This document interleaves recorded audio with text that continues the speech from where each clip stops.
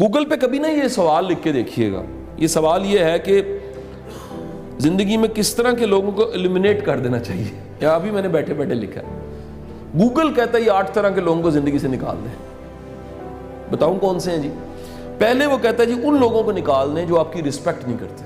अगर कोई आपकी बाउंड्रीज को क्रॉस करता है और आपकी रिस्पेक्ट नहीं करता, आपको दिल से वैल्यू नहीं देता, मेहरबानी फरमा के दूर रहें। दूसरी चीज आ गई, दे आर मैनिपुलेटिव, जो सच और झूठ को मिला के बोलता है उससे बचे। The next most important, if they are judgemental, ये डॉक्टर साहब बड़े खौफनाक लोग होते हैं।